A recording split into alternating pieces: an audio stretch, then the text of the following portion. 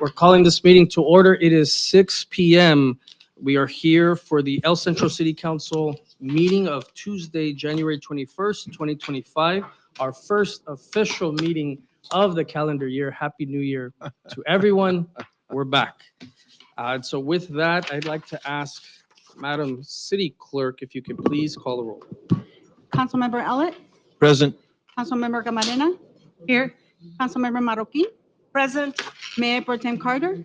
Present. Mayor Oliva. Present. We I have could a please, quorum. thank you, Madam City Clerk. If I could please ask Councilmember Camarena to lead us in the Pledge of Allegiance.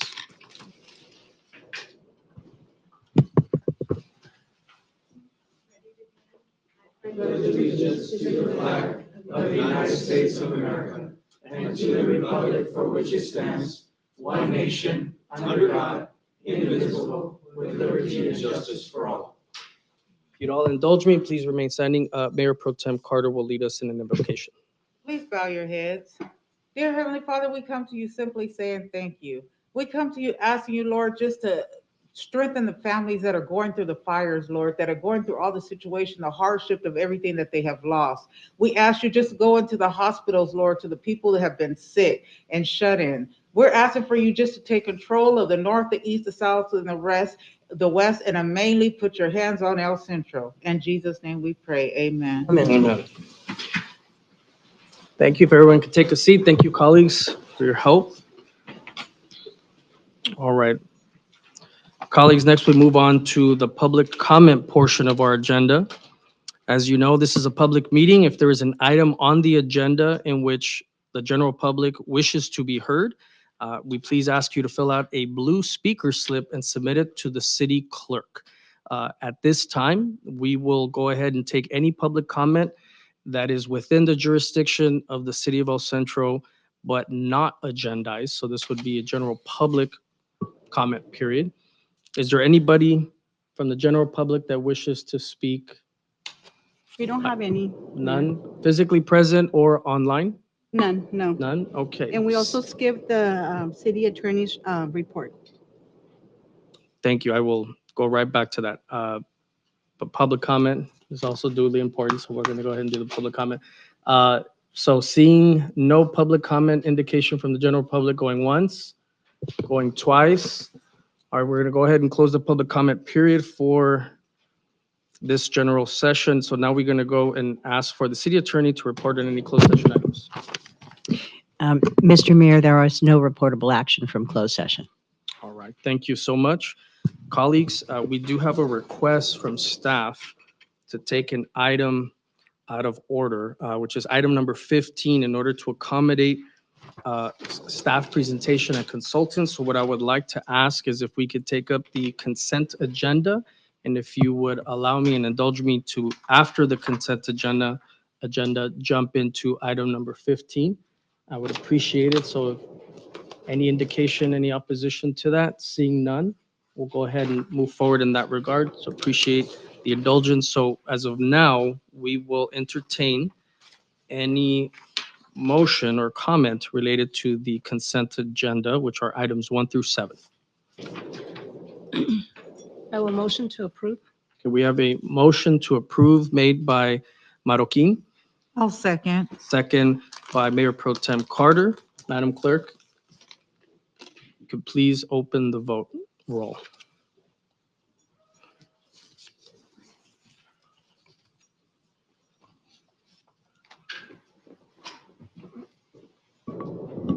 All right, so items 1 through 7 pass 5-0. Thank you, colleagues. Now we'll go ahead and move on to item number 15. And this is the department presentation on sidewalk trip hazard reduction efforts led by Abraham Campos. Hi. Hello, Mayor. Good evening, honorable Mayor and council members. Thank you for advancing this item as we have a consultant who's out of town.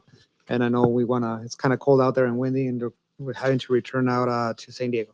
Right now, this is a project that I wanted to make the council aware of. Precision Concrete Cutting has been doing quite a bit of work for the city of El Centro, helping us reduce trip hazards. They are a JPIA member there with a master agreement. So we're piggybacking either on that agreement and other master agreements to help advance and reduce risk on trip hazards. But with that, I'd like them to come up. We have Isaac Lopez and Parker Yoakum, who will be doing a quick presentation on the project and what it is and how this will continue moving forward for the city of El Centro.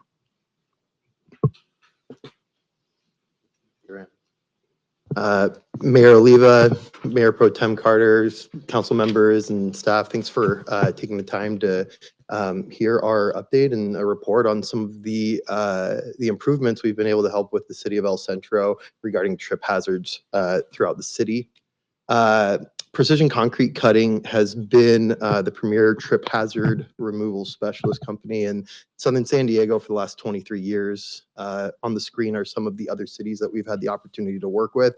We're very proud of the opportunity and work that we've been able to do recently with the city of El Centro, and wanting to give you guys a little bit more context around that.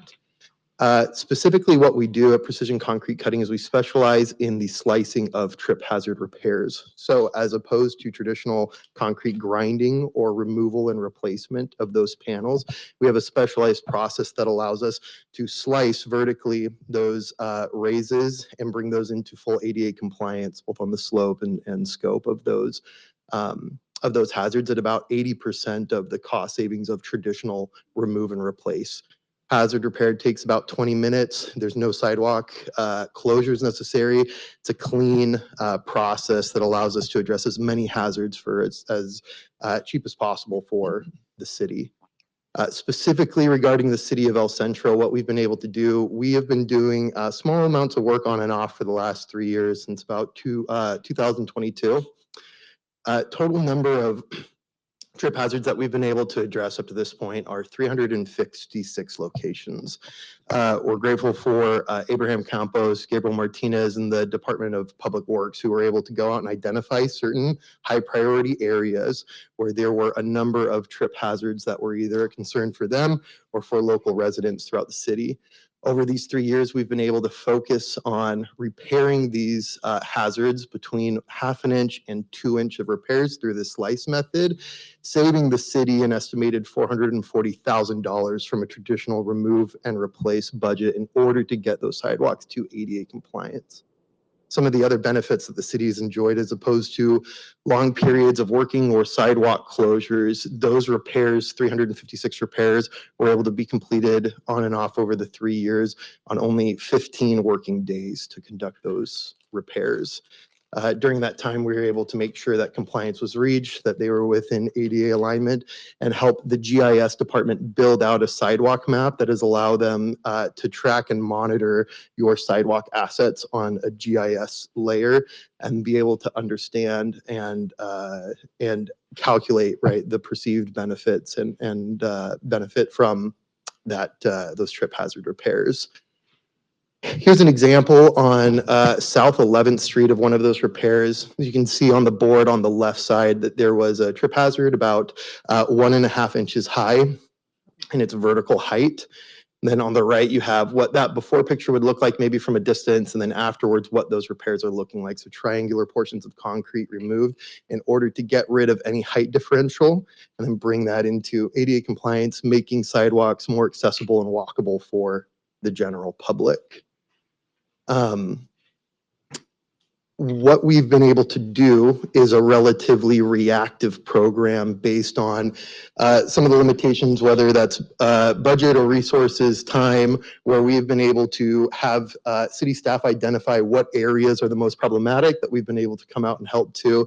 Some of the best practices that we're recommending is a more proactive approach, similar to what other cities in Southern California have done, where we're able to proactively go out and get a sidewalk assessment or condition report of high priority areas, get you GIS data and allow the city to make good decisions with good data.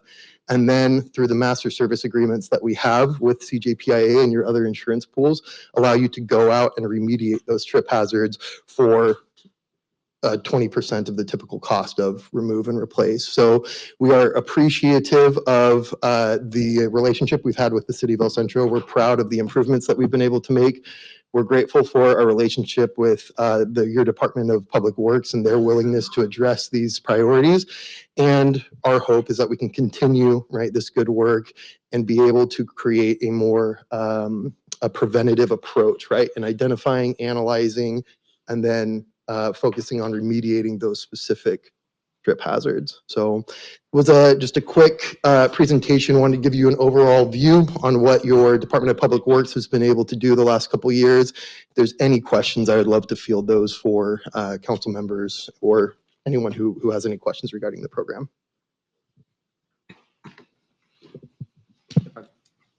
I think if there's no questions, I just want to point out that this is another tool in our tool chest here. So this is not building new sidewalks, but it's advancing quite a bit the efforts on removing trip hazards. So this combined with our efforts such as CDBG, road expansion and so forth, not only are we adding sidewalks with new projects and new construction, we're in CDBG, we're replacing curb ramps in multiple areas in the city, many times located around or centered around parks or areas of senior citizens and so forth. But we're also attacking wider the trip hazard problem. It has been a concern from city council and the citizens. We've heard that, we're acting, and we're looking at those master agreements so that we can expand this into more. This was a pilot for us initially. That's why we're bringing it right now as a result of those internal pilot that we did. We're finding good success. Other educational institutions or schools here in the county have been using these as well, starting to use this as well. I imagine additional folks or cities might be jumping in on board on this as well. It's a very cost-effective method, very quick, low impact to the public, no very limited downtime as the repairs are done, and we can get quite a bit in a little bit of time. Well, want to share really quick a quick link if it works.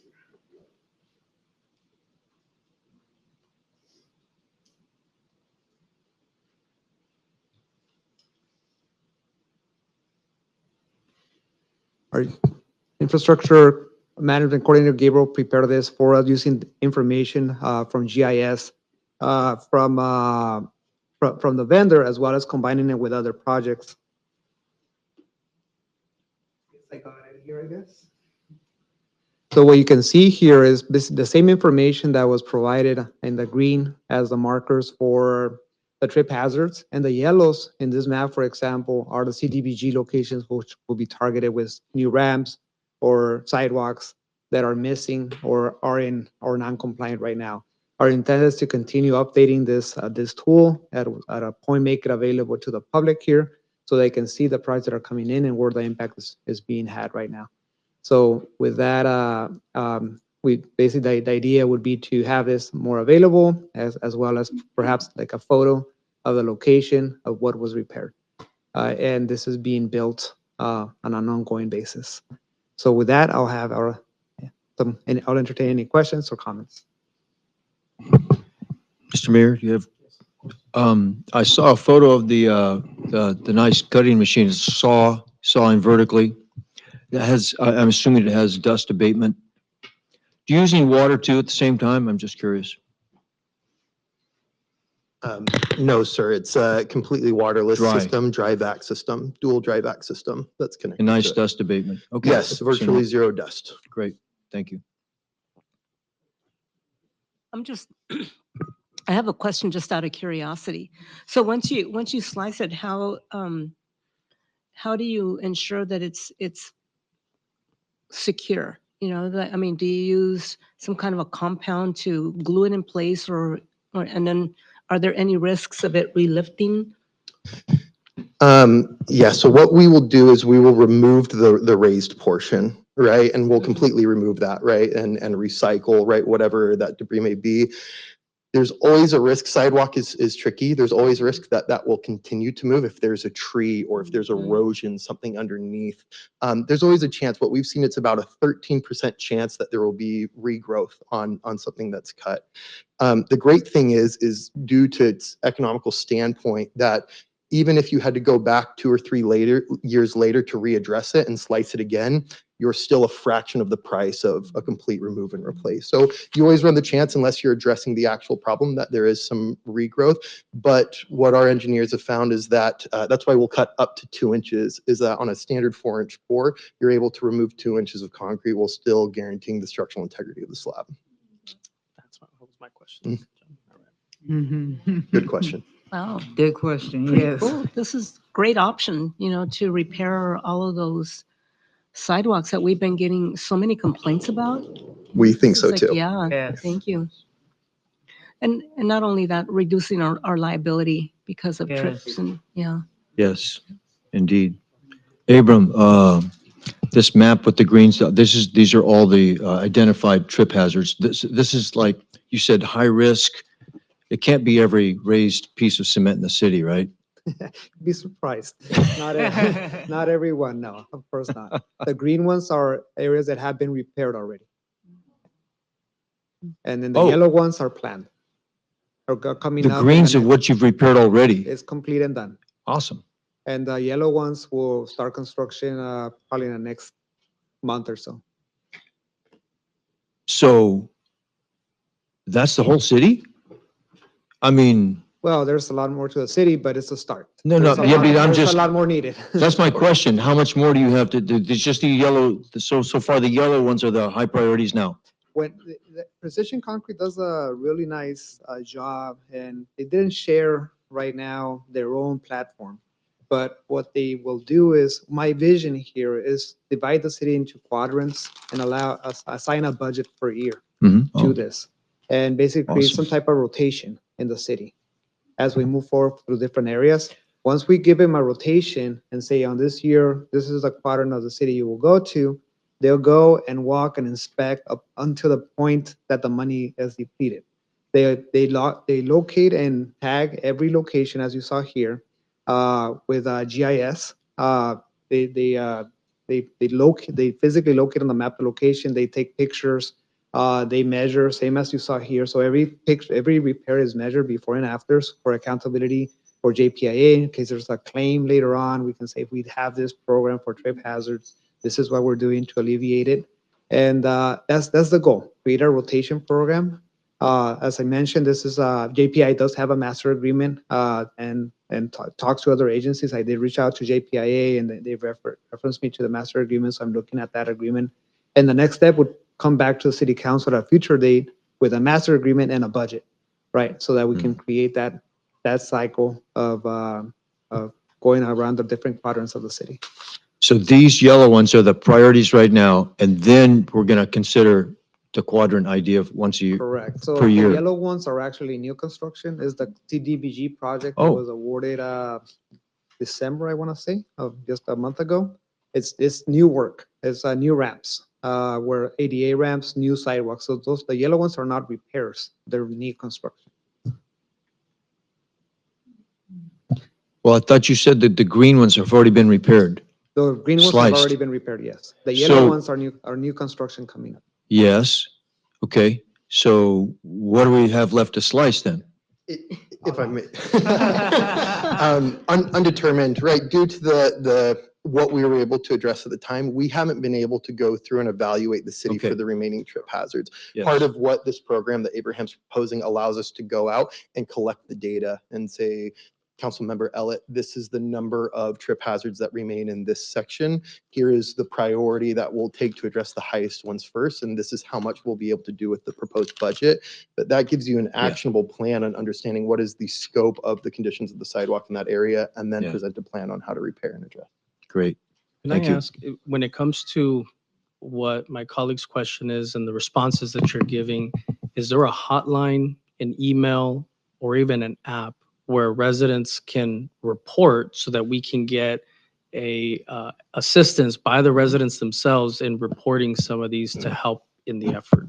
Yeah, so the citizen support portal here in the city of Centro, the Fix It, it has where you can report a location. I just want to remind, at the end of the day, for California Vehicle Code, the responsibility on sidewalks and trip hazards still lies on the owner. That's just state law. It's not a city of Centro issue. What this program will do is it will help. right? We won't be able to solve every location.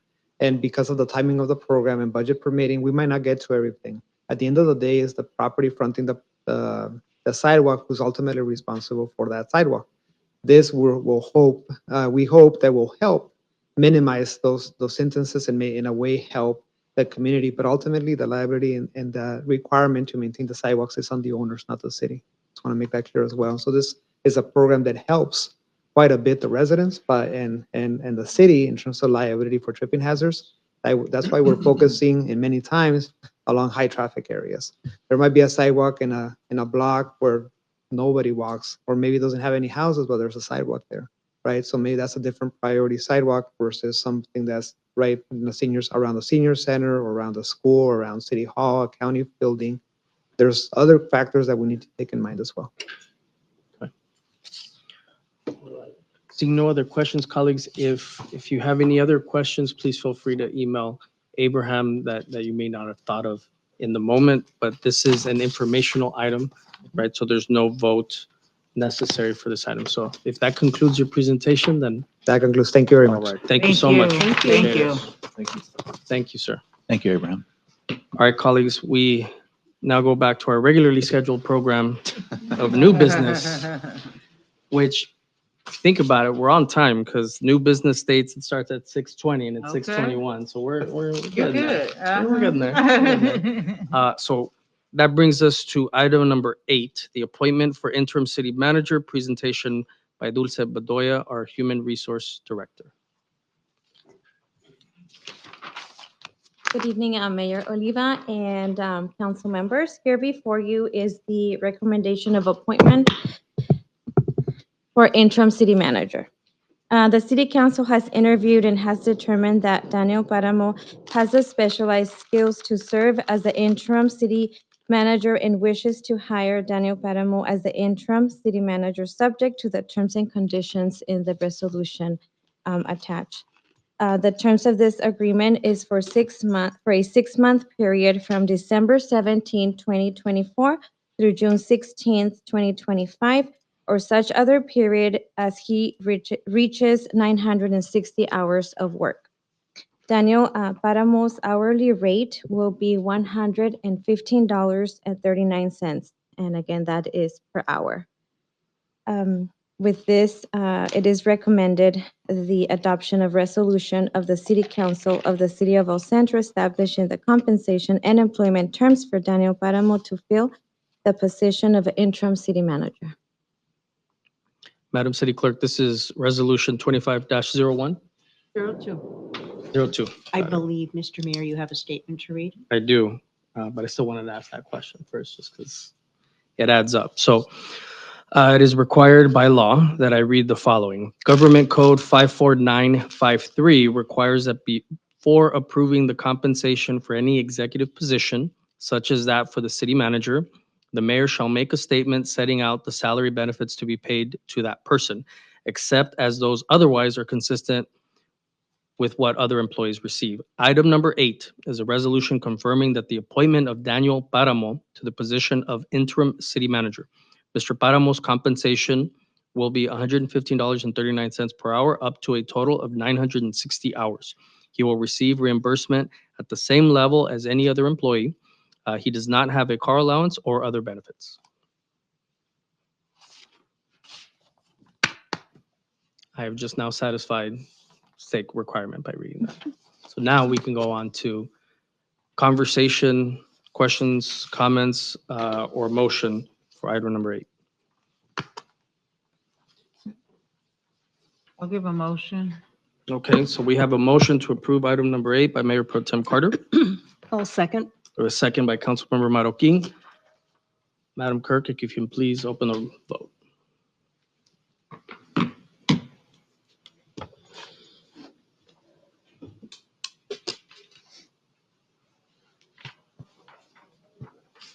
All right, that item passes 3-1-1. All right, moving on to item number 9.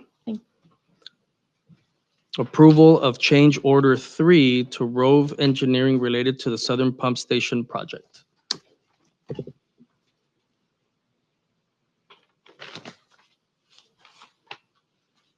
Hi, good evening, Honorable Mayor and council members. I can't get that right today. I apologize for that. And so this is a continuation of an item, and there's going to be other items related to this going into the future. This is the Southern Pump Station project, and I'll show you a quick map of where it is before I go on what it is.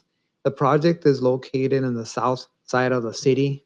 It benefits the area between 8th Street and Dogwood and between McCabe and I-8 generally. This is a sewer pump station, a lift station that would allow growth in this area in the future.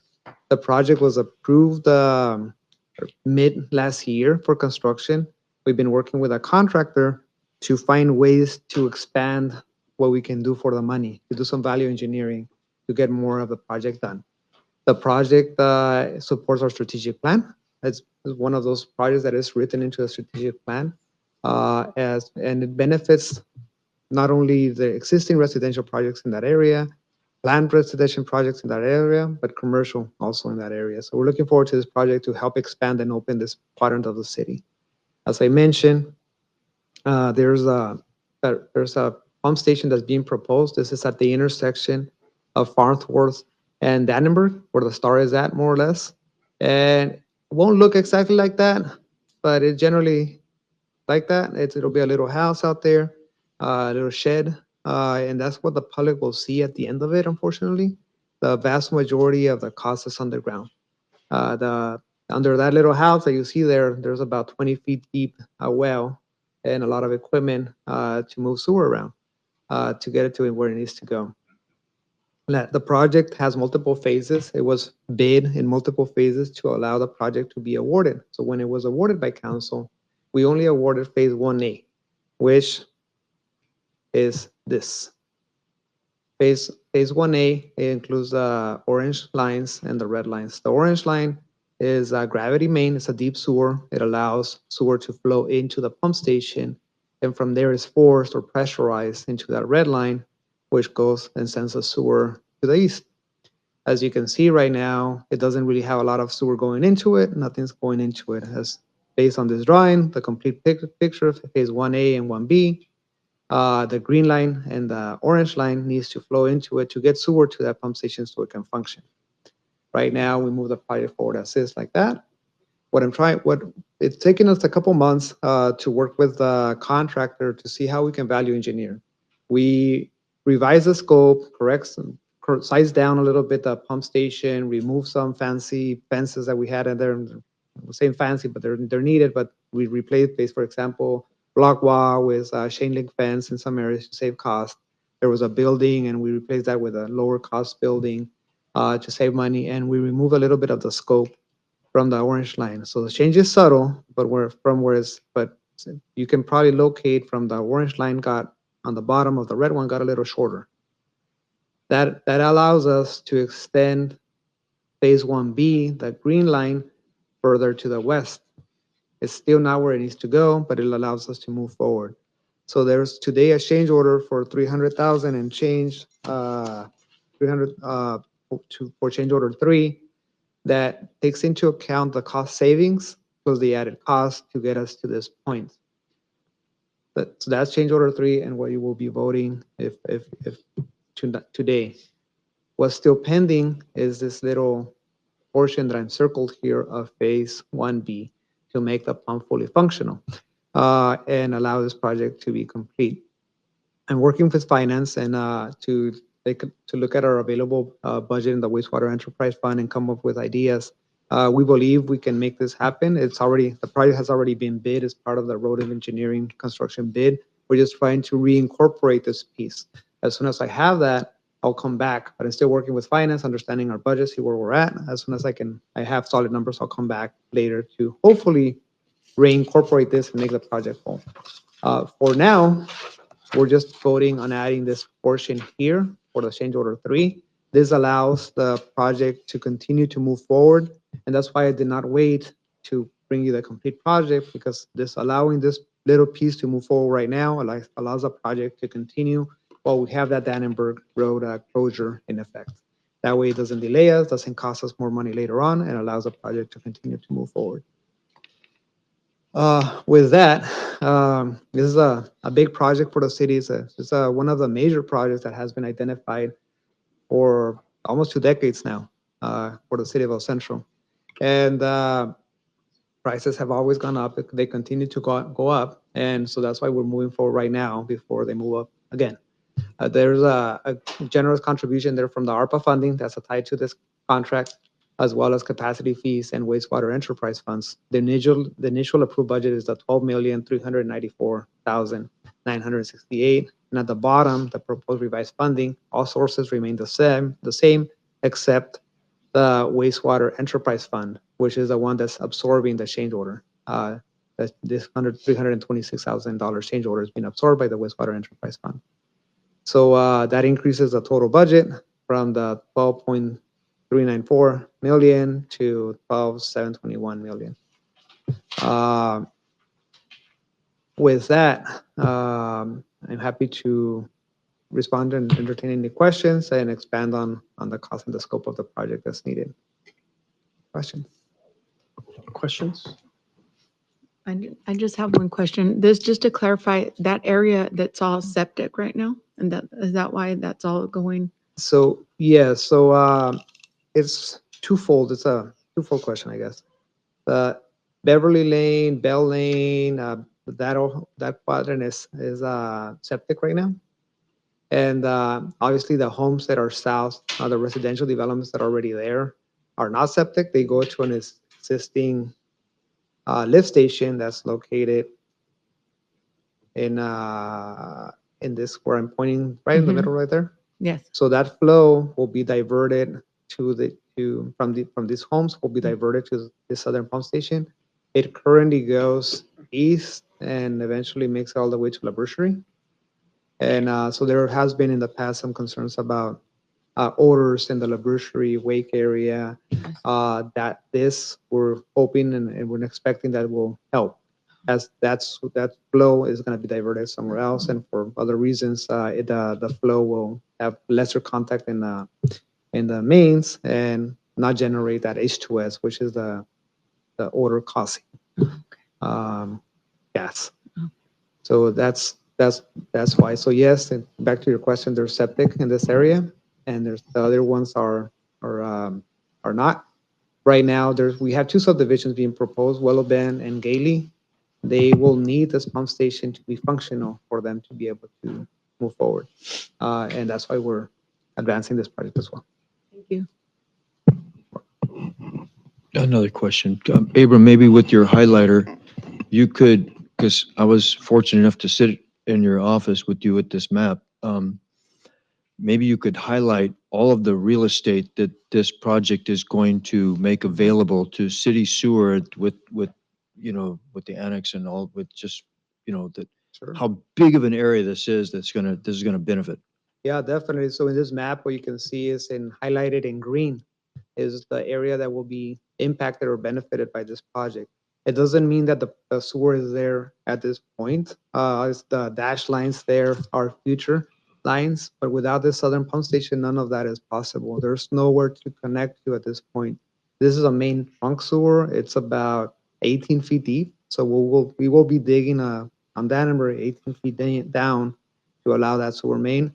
And that's deep enough to be able to be extended throughout and radiating out of that area and go all the way to McCabe on the south, 8th Street on the west, and Dogwood on the east, and all the way to the freeway. So it's basically a landmark historical project here for the city as it opens up this whole quadrant for future development. But this land that has, like this vacant land, can you maybe highlight that's all gonna be now able to get sewer services? Yes, for example, Willow Bend is vacant right now. There's a housing development being proposed. I think it might be coming up in a next month's council agenda for review. So that will allow that project to move forward, which is housing that's needed. The Gailey subdivision is also being developed. It's currently vacant land. There's this quadrant by Dogwood. Right. The west side of Dogwood doesn't have sewer right now. The east does. But there's no way to send the sewer from the west side of Dogwood to the east side of Dogwood. So that's what's holding up that commercial development in this area, because there's no available sewer right now. So this project will allow and have and give these projects an option to move forward. Thank you. I do have one question, and that is you certainly made the argument for the merits of it. And what I want to ask you is about, to put into perspective the cost of this change order as it relates to the current fund of the enterprise fund, Sure. so that folks would understand in perspective how much this would impact the enterprise fund. Can you give us a sense of what this cost would mean as compared to what's in there? Definitely. So I don't have the exact numbers of the enterprise fund, but in general terms, there's more than sufficient funding. So I'm expecting another change order, hopefully coming to the council for an amount substantially larger than what I'm asking today. And it's still, we checking with finance. When I come to that one, I'll be prepared with those numbers so I can give you, but we have the way that the wastewater enterprise fund works is over the years, we build and save for this one-time major capital project. So we've been building and growing that enterprise fund balance so that this is an amount that can be absorbed by that fund. I wouldn't be coming here if it would risk that fund at all, if it would bring us in a deficit or anything like that. That's not the case.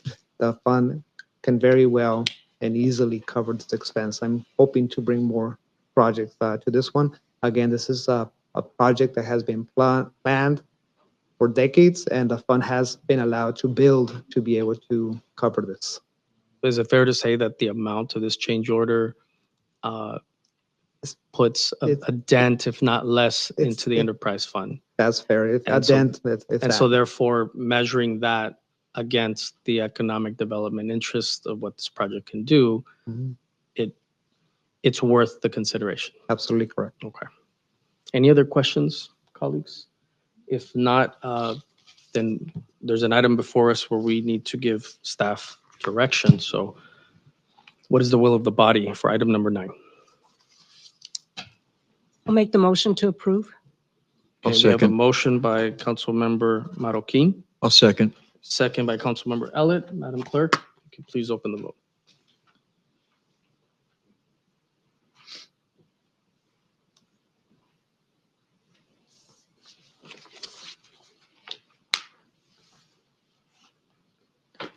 All right, that item passes 5-0.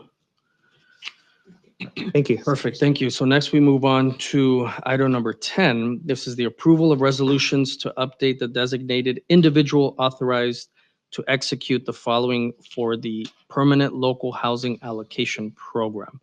Presentation by our Community Services Director, Adriana Nava. And this is Resolution 25-03.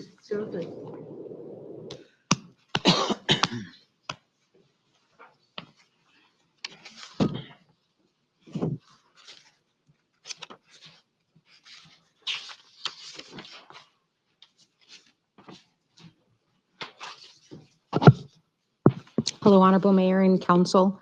As part of your staff report, I had included a presentation would be attached, but I didn't receive it to make it in time to prepare packet, so you have a copy before you. It is a presentation from Catholic Charities that some members have already seen, but I wanted to bring you the hard copy since I do discuss it in the presentation. So today, really, we are correcting a minor technicality in the resolutions for these items that were approved in 2024. We specifically named the city manager. The city manager has now retired, and so the state wants us to correct our resolutions to just simply say city manager. But as part of that, because we do have new council members, I just wanted to provide a brief update on these funds. And this is the Permanent Local Housing Allocation Fund. It was pursuant to SB2. So when individuals go and record documents at the county assessor's office when they're purchasing a home, a small portion of that is collected. And that portion then comes back to the city of El Centro and to Colonia, a designated place we have. And so combined for years 2019 through 2023, we received about 2.7 million. And so originally this item came before the council in 2022, and we had one activity programmed. Subsequently in February 2024, we revised our 5-year plan and included a couple of other activities. So the first activity that we have is activity 1, and it is a loan for an affordable housing developer, Chelsea. The amount of that loan is about $500,000, so $520,076.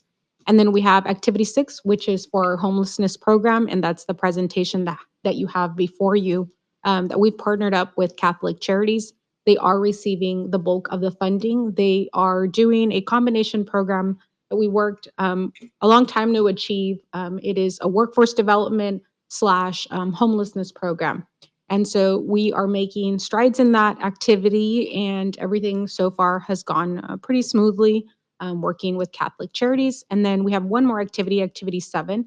And the goal of that activity is to do accessibility improvements.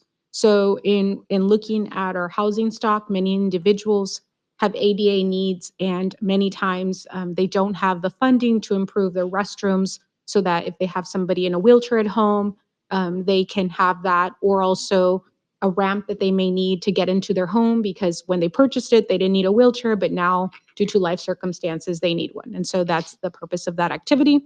We are working on guidelines for that. And then 5% of the funds are going towards program administration. So that's the staff who works on the day-to-day of these programs. So as mentioned to you, both of the resolutions included in the packet include the language which we have revised now to read: the city manager or his or her designee is authorized to execute the PLHA program application along with all the other documents, and then correcting from the previous one where we listed outright the city manager's name, which we won't be doing that again.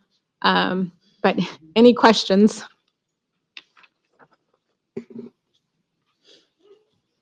Colleagues, any questions, concerns?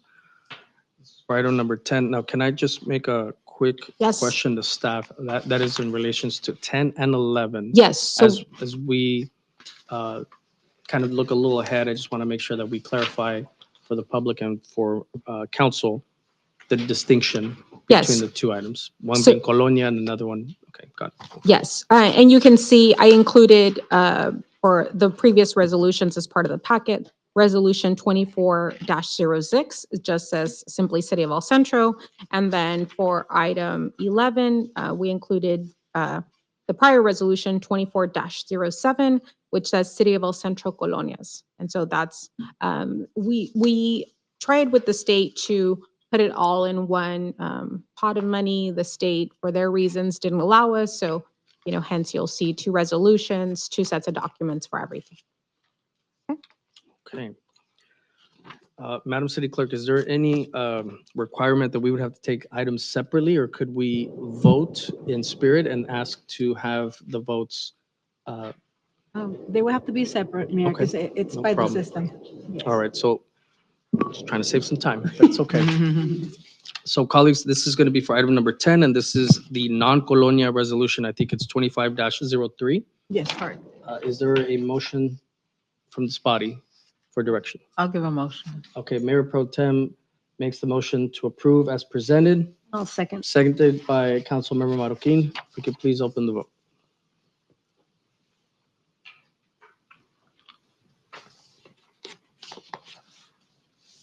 That item passes 5-0. And colleagues, we move on to now item number 11, which is essentially theoretically identical, only authorizes a slightly different hat that we wear, but still would make the changes that Adriana just presented to us. And so, if there are any questions for staff? This is item number 11, 25-04.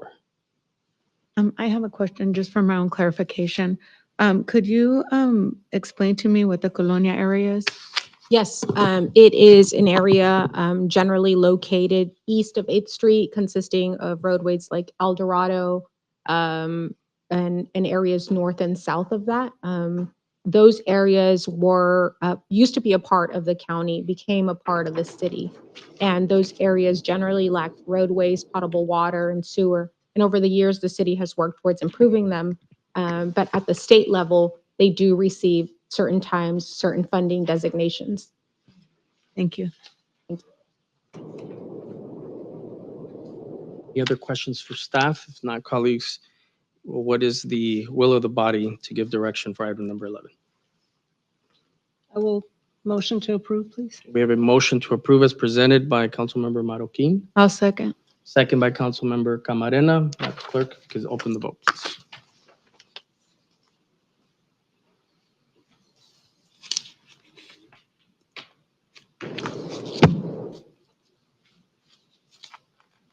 That item passes 5-0. Thank you so much. Thank you. Next, we move on to item number 12. So this is going to be a rapid fire of things that are related to me. I'm seeing here. So colleagues, SCAG is the Southern California Association of Governments. Every year they host a General Assembly.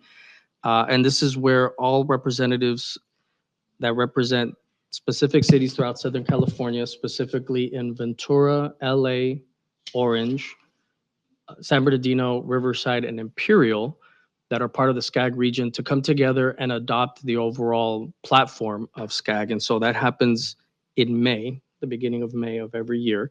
And so SCAG has asked us to designate a delegate and an alternate. I am asking that you designate the mayor and the mayor pro tem as the delegate and the alternate for this year's SCAG General Assembly. We need a, Yeah, we need to vote on it. oh, okay. So I motion, Okay, so Councilmember Marroquin makes the motion to approve having the mayor as the delegate, the mayor pro tem as the alternate. Is there a second to that motion? I'll second that. We have a second. Thank you by Councilmember Camarena. If we could please open the vote.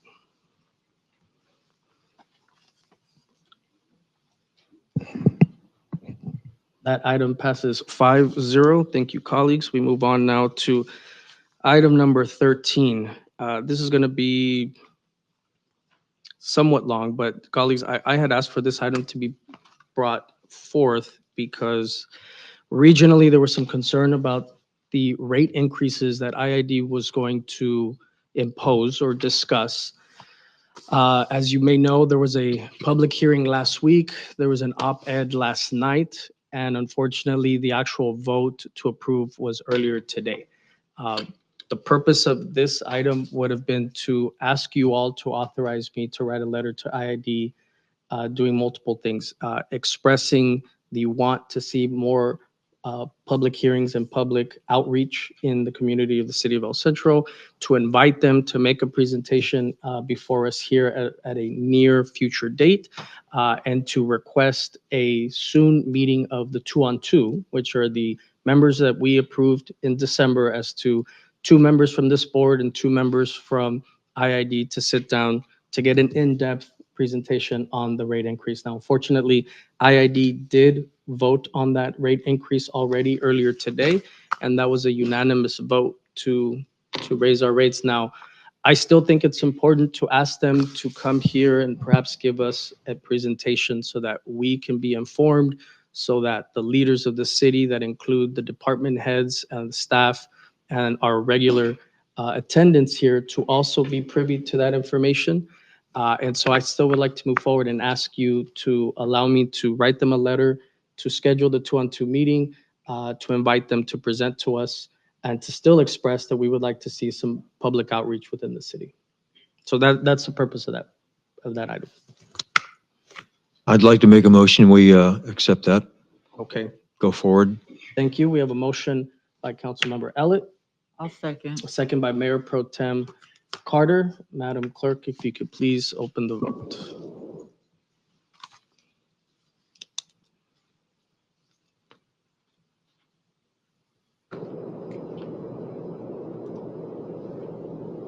That item passes 5-0. Mr. Mayor, Yes, sir. not to prolong that, I know we just voted, but Go for it. I just feel like that the ID has a responsibility to explain these things to constituents, even though they had a meeting. But, you know, if people are going to asking us, why did this happen? How did this happen? And we don't have the answers, I would think that they should be here and to do that, out of courtesy of constituents and, again, like transparency and instead of us being on the hook for this. So I appreciate that. Whatever needs to be aired, needs to be aired. Well said. Perfect. Thank you, sir. Yeah, If I can make a public comment regarding this, Mayor. Sure, no problem. Do you mind right afterwards filling out that? Okay, go. No, you can Afterwards. speak now and then Yes. do that. Okay, thank you. Good evening, members of the council. I was present at today's meeting. I also went to the La Quinta meeting when they had a La Quinta. People in La Quinta never knew they were over collected. Imagine 40 people that live in La Quinta who were not aware of the over collection. They made me and the customers like yourselves wait 102 days. Today, I challenge them and put it that money that's in that over collection is 300 million. Now, it's up for them to prove me wrong, of course, because I don't believe the piece of paper they gave me anymore. Fortunately, at the vote, they made a commitment to give that money back. I don't know how much yet, because they still need to do the math. But they made that commitment to give it back in March. If there's a minor victory, which is minor, is to give that money that was over collected back to the public, which means goes back to the cities because you got billed, and goes back to every customer that lives in the city of El Centro. I do not like the lack of outreach. It was, when I went to dinner, any outreach program was on the one from Calexico, but it was at 2 p.m. I don't know why they don't have meetings at 6 o'clock where people that work are able to attend and participate. And I'm grateful for your leadership in making this resolution. And all of you, it's going to affect everyone. I don't believe in the math that was presented. I believe the bill is going to go up $70, not 29. The math is flawed as presented, but you'll find out later when you get your bills right. But that's what I got to say. Thank you. Thank you, Thank you, Pete. sir. Yeah, thank you, Pete. All right, colleagues, I think we're doing excellent time. So thank you for the efficiency. Appreciate it. Next, we move on to item number 14, and this has also been placed by myself to ask for your consideration in adopting Resolution 25-05, right? Which would allow us to formally move our closed session time from currently 11:30 a.m. to 4 p.m. In order for us to be able to get through what we need to get through, be respectful of people's time during the day, from pulling us away from our day jobs, and still being able to be diligent on behalf of the people of El Centro. So that's my request for your consideration, to move the time from 11:30 to 4. Give a motion. Okay, we have a motion by Mayor Pro Tem Carter. I second. We have a second by Councilmember Camarena. Are there any discussion, any burning Oh. points? I just would like to say Mhm. that as long as we can keep on task and complete all of our agenda items for closed session to those 2 hours so that we don't have to continue after, I'm for it. Okay, Okay. great point. Yes, we certainly want to make sure that we're staying to task. So thank you for that. Okay. Members, please vote. That item passes 5-0. We are moving right along. That takes us to the end of the itemized portion of our agenda. So I believe we don't have any task force. I'm sorry, we're at department presentations, which we already did. There's currently no legislative action that is before us. So that moves us now to task force reports from each council member. Any good of the order, anything that you would like to make sure that you are updating your colleagues on. Would anybody like to start? Okay, thank you, appreciate it. Councilmember Mata. Okey doke, let's see. Oh my gosh, well, as you know, Tomas and I have been involved in a series of meetings on the acquisition of El Centro Regional Medical Center, and those are moving along, so probably more to report at a later date. Let's see, we had our first Community Enhancement Task Force meeting last week. And so thank you, Mr. Campos, for the presentation this evening on sidewalks, because I know that is something that we discussed, during the meeting. And looking forward to more improvements throughout the city when it comes to that. Because as I had shared with you even then, we do get quite a bit of concerns and complaints, from the community. So, and what a really neat way to fix those, to where it doesn't take, pouring concrete, to fix an issue. So thank you for that, Mr. Campos. We also had our homeless task force meeting that same afternoon. And, I'd like to go back to what Mrs. Nava had mentioned earlier. The Working Hands program was an initiative of mine that came to reality, that came from an idea. And we put it into place last year with Adriana's help and her crew in economic development, and with funding that they were able to obtain from the state, and to make exceptions on how we could use the funding. And we met with Catholic Charities, actually made a presentation to us last week during the meeting. And I was in awe, because this program has been in place since September of last year. And already we have 2 success stories that have come from this program that puts homeless individuals to work on a part-time basis, working with our own crews of the city to do community cleanup. It's a part-time job, but the Day Center, Catholic Charities Day Center, was an integral part of this project. And so that is their meeting place. They go in there, get ready for the workday. They have breakfast before they go out. They go out to work with our city crews in vehicles that the city donated to Catholic Charities to be able to transport not only the crew, but all of their working equipment. And then once their shift is over, then they come back. They are then there for lunch, and their workday is done. But what I was in awe about is that in this short period of time, we already have 2 success stories. One individual that they helped with a resume, and he applied for a job with UPS. He was hired, and he is now housed. And so, that is one individual that we have now, taken off the streets. Another individual that also is participating in this program, that is now housed, and I'm sure that it's just within a matter of time, they'll be able to find other employment. And I know that we have a waiting line of individuals that are waiting to participate in this program. And so, I will continue to advocate for more funding to keep this going, because, even just one person off the streets is a huge success, and we've turned that person's life around. And I just, when Antoinette from Catholic Charities shared that story with us, it brought tears to my eyes, because I just was in awe of the fact that this became a reality.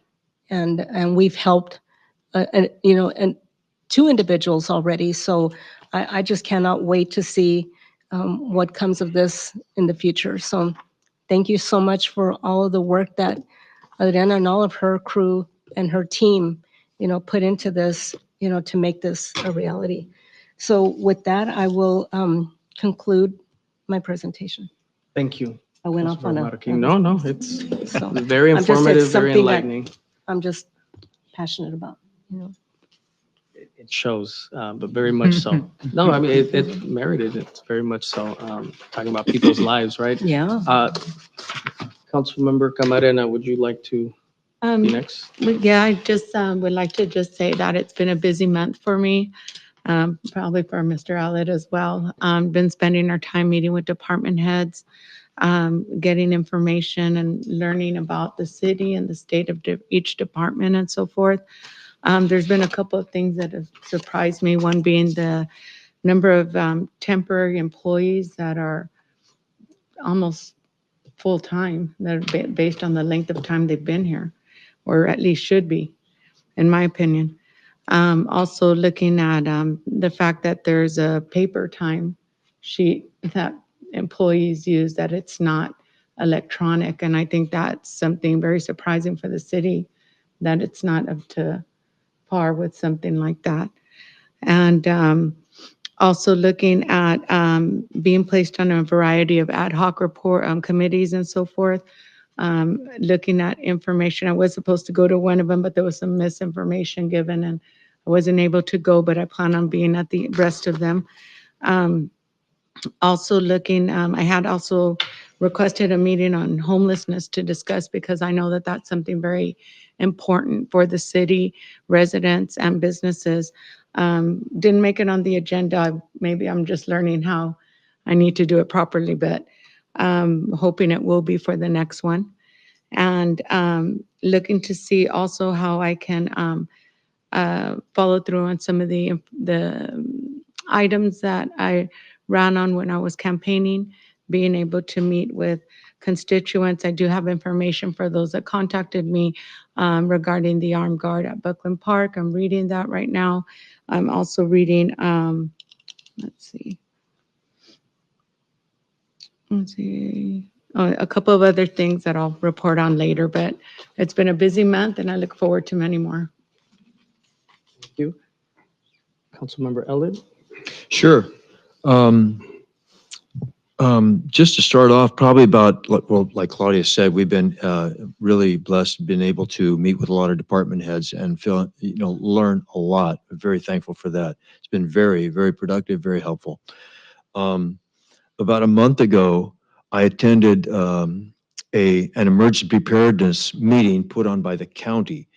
And so I don't know how El Centro fits, but we were not represented. I'm just saying that maybe we should, make a little, I don't know if we officially are connected or included, but there was no mention of anything like that. It just seemed like a whole separate entity and no one else included. So I think we need to tap into that and be part of that, that emergency preparedness talk there, that discussion there at the county. And then I was able to go to the Trusted Healthcare ribbon cutting, new healthcare center coming to home healthcare and business in El Centro on Imperial Avenue. That's a benefit. That's great. And another really interesting thing that my wife and I were able to attend was a cadet ball at Southwest High School. They have a cadet program, it's kind of like, I don't want to say paramilitary, but it's like pre-military. How's that? And so Mr. Officer Brown has a son there, and it was great to see these young kids in their uniforms and the degree of respect and how they carry themselves and how this is helping their lives, improving their lives. Very positive. There was one young man that introduced himself to me wearing a slightly different uniform, explained to me, high school student, I think he was probably a sophomore or junior by then, maybe a sophomore. He was kicked out of school, whether for grades, truancy, whatever it was. He was kicked out of school. He was in the cadet program. He worked his way through the cadet program to work his way back into high school. And now he's doing well. He's not a straight A student, but he's on track. And so it's just a great thing. And how I believe Mr. Officer Kelly was telling me this morning that from PALS and a program like this, these cadets, that we have, how many officers have you said? 8 employees, not all officers, but sworn, but 8 employees from these feeder programs. These are our own people. This is so positive and it's so great to see this and see these young people acting like adults. It was great. So that was a big bonus. And then this morning, again, another swearing in of 3 more officers, young people from this area. One was from Mexicali, but they're all, and because of your, the budget that you have, able to send them to academy, and they're going to complete that in 3 months? 6 months, okay. But that's the normal, that's a good time, instead of a year going around themselves. So these are local people. One of the kids was from Hopeville. They are eager to go through the academy, or they're going to get beat up really badly, and ready to, come and join our police force. This is great. This is really good news. I'm very excited about that. Then we had, not to mention, coffee with a cop a while back at Starbucks. That was great to see a lot of folks there. Very good public relations. This is very, very helpful. And then, of course, our tour of the new facility, the new police department, is amazing. And You know, I mean, even though I got to go with Abraham, you can't spend long enough to talk about every little section of the building. It's amazing. So that is a huge accomplishment. This morning was also the charging station, ribbon cutting at the library. And I think that's it. Thank you. Thank you, Councilmember Elliott. Mayor Pro Tem. Yes. Good evening, everyone. I'm taking you back to December 17th, remember? So I have a little lengthy list, but I'm going to go through it really fast. I attended the Trusted Care grand opening, phenomenal event. I also attended the ACLU celebration. That was also a phenomenal event. And then we had our employee service award here, and it was very nice just to see all the employees get to be a part of handing out silverware to them and plates to them, because then you got to greet everybody. So I really enjoyed that. So the employee service award. Then I also attended Dr. Saday's grand introduction. Yeah, that was nice as well. He's having another one coming up too. I need to look into that. But yes, his event, he welcomes us. So if anybody else is interested in going, he said just to spread the word. We also had our hospital board meeting, and the task force to end homeless meeting. We had that one as well. Then we had the Imperial County Board of Supervisors swearing in ceremony. That was a packed house. We were even there 15 minutes early, and it was just standing room only. Like there was no room. So that was a packed house. Very nice event. We did, my 2 weeks off. I met with a lot of the community people around our community. They're interested in their voice being heard. So I of course, I'm going to listen. So I met with a lot of them, and they wanted to know about different programs that we had for the homeless, different things that we were thinking about with the homeless. And since Councilmember Cabrera and I are on the downtown committee now, we went and we met with IVCCC, the homeless task force. We met with them just so we can get ideas of where they're coming from and what they have. Then we also went and did a tour of the methadone clinic. Very interesting. Yes, and then they're even willing to come and talk or give any type of brochures, any advice. They're willing to. They don't want to be strangers or disconnected with us. They feel like a lot of people don't want that connection. But I think it's time for us to open up different doors, because we do have a homeless problem that we need to check into. And then I want to thank everyone that was involved in the tour of the EC PD department. That was nice. It was nice just to go up. We went up some stairs that are not even, oh man, I was like, okay, Danny.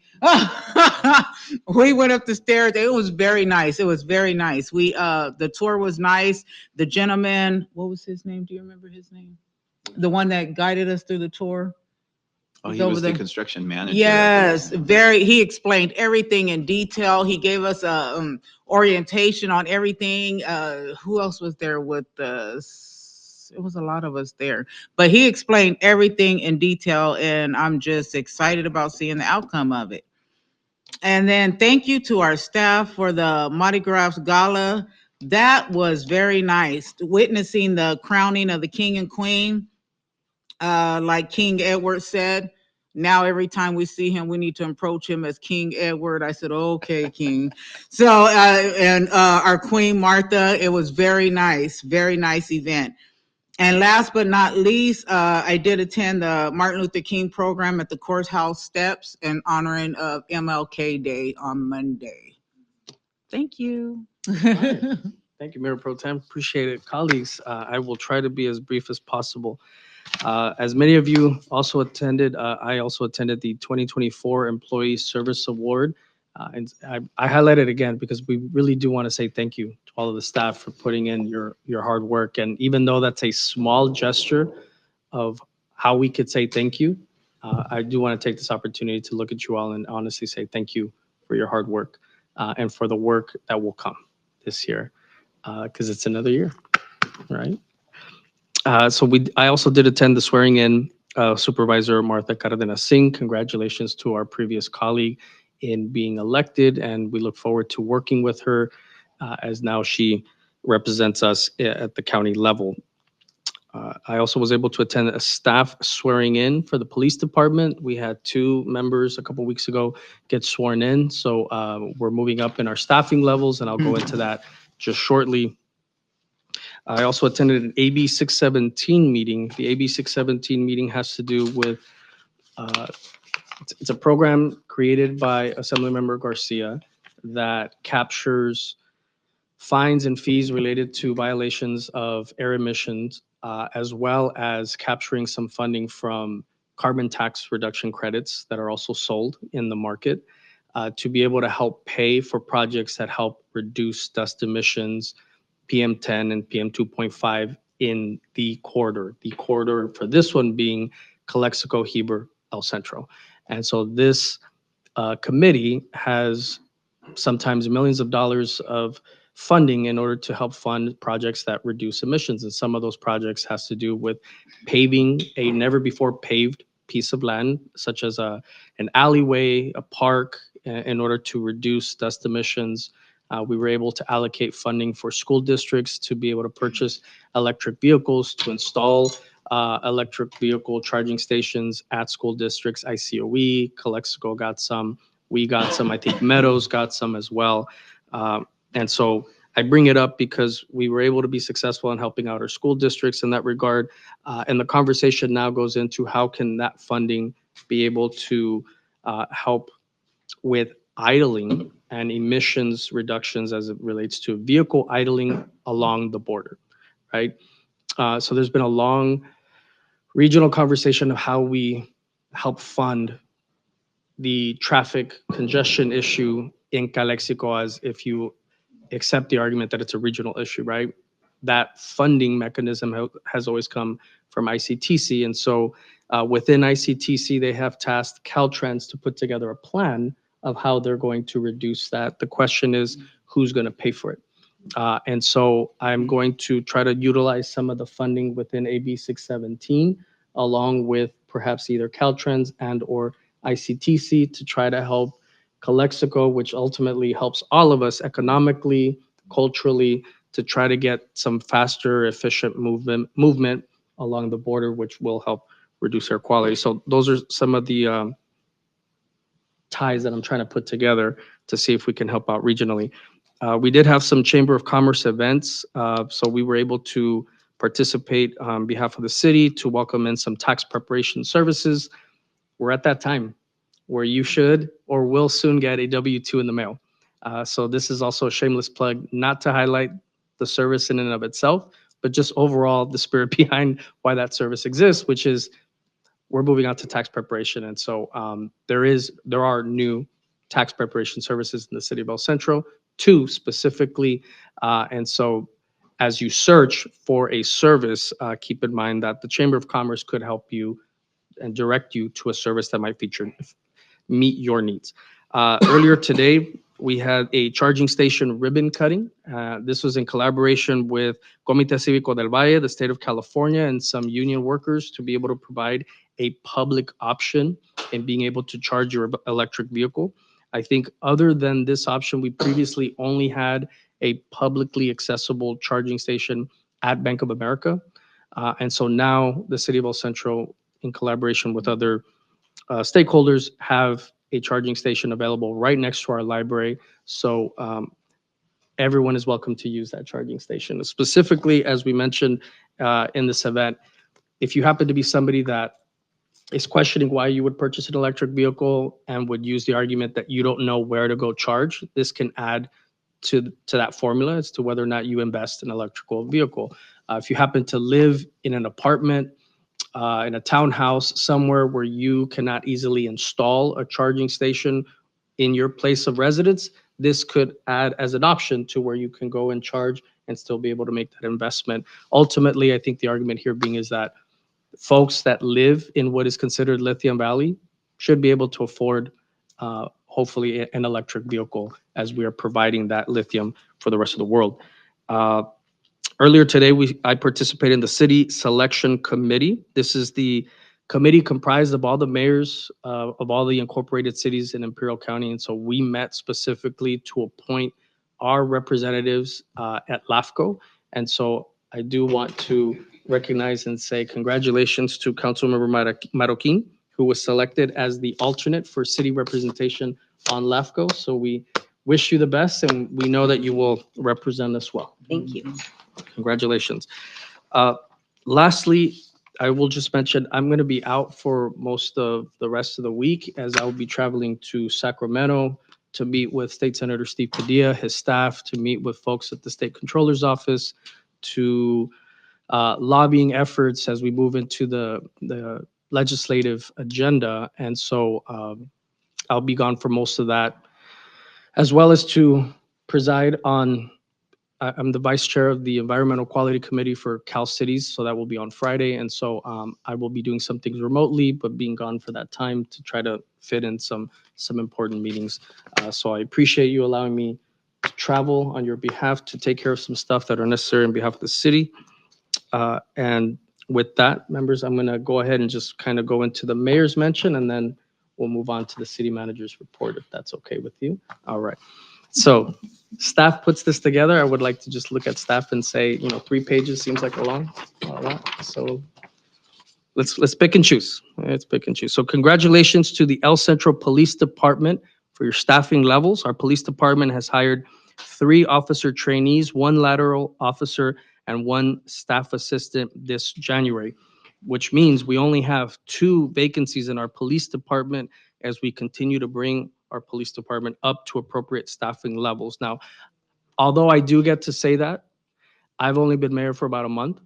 And so that accomplishment, I do have to give credit. It was an issue that was raised in Mondays with the mayor under the mayorship of Councilmember Marroquin. And so I would like to say that's a lot more her accomplishment than mine, but kudos to her and to the police department for reaching that, because that number was a lot higher before.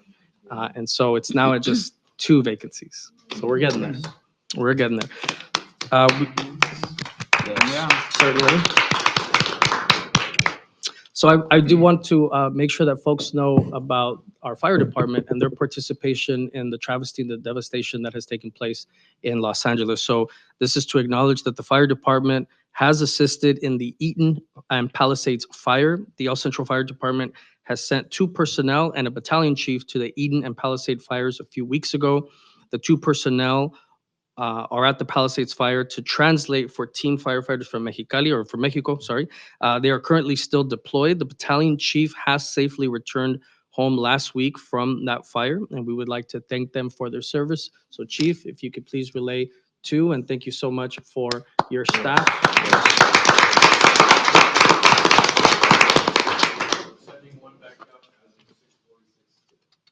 Oh, wow. Please let that firefighter know that we are with them and that we thank them for their service as they're out there. And please keep us informed, Chief, if there's anything that the council can do to further assist any firefighter individually or as a department as it relates to that. Please have the courage to let us know. Road closures for construction activities. Starting today through the fall of this year, we will have construction on Dannenberg Avenue between Farnsworth Lane and Dogwood Avenue. The construction will include expanding Dannenberg Avenue between 4th Street and Dogwood Road in the next coming weeks. So please be aware of that and factor that into your commuting times or as you go try to visit the mall. Imperial Avenue Complete Streets Draft Plan is available for community review. This plan provides recommendations for improving safety and access along Imperial Avenue for all modes of transportation. The draft plan and a brief overview are available for community review on our website.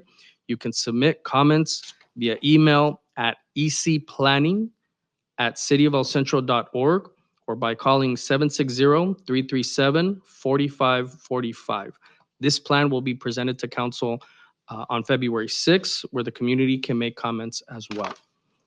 Next, we move on to the Fiesta del Valle Flavor Fest, and that is a community event in collaboration with the city of El Centro and Antonio's Baja Catch 22. That's this Saturday from 3 p.m. to 9 p.m. It is at the Martin Luther King Jr. Sports Pavilion. This event is free to attend and will have a variety of local food vendors, live entertainment, and activities for all ages.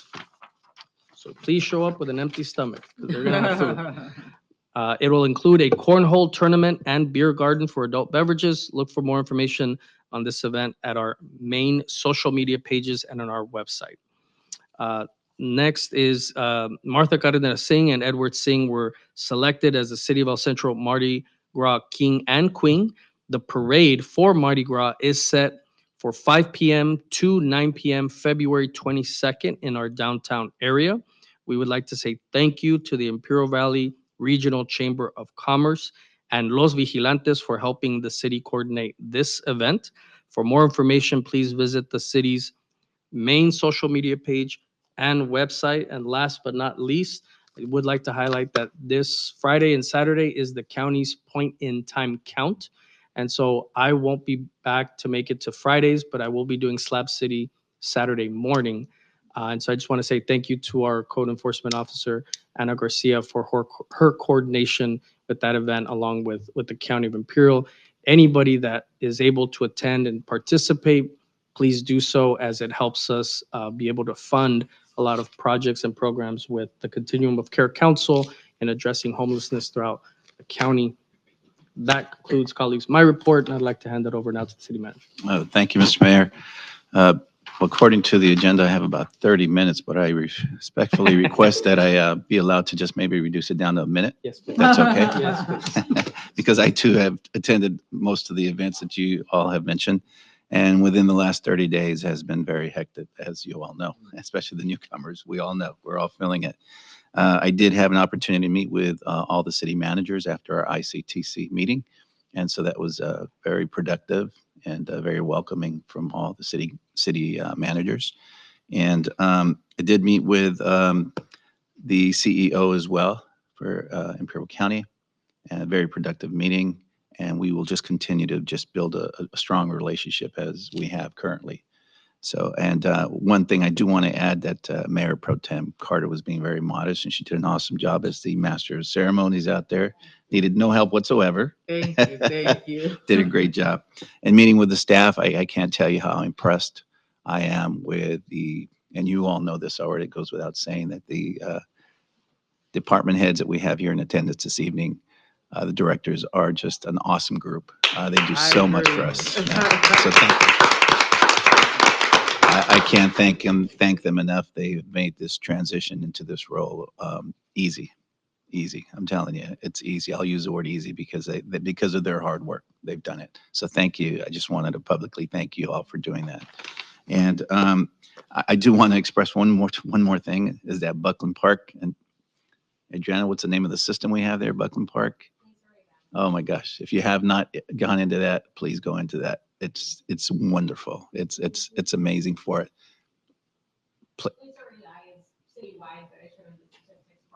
Yeah, the tracking. Oh, That tracks the, You have to get in it if you've not seen it, and it's just going to be wonderful for all of us. And I did have an opportunity to walk. Actually, we actually walked, Angel, myself. Angel was a little hungry then, but we had to cut it short. And Adriana, we walked downtown from 4th to 8th. And we're going to get pretty aggressive on trying to clean that up as well. And I understand that they've been doing a really good job in cleaning it up to where it is today. So we'll be working on that. And Councilmember Camarena mentioned some things about personnel issues that definitely you're on target on that we'll be trying to tighten that up as well, looking at evaluations, merit increases, and so on. So just a few things that we've done. So thank you. And thank you for the opportunity. all right. Colleagues, I think we've come to the end of our agenda, seeing no other business before this body. Our next meeting is February The 4th. 4th. Thank you. So we're going to go ahead and call this meeting adjourned at 7:24. Thank you.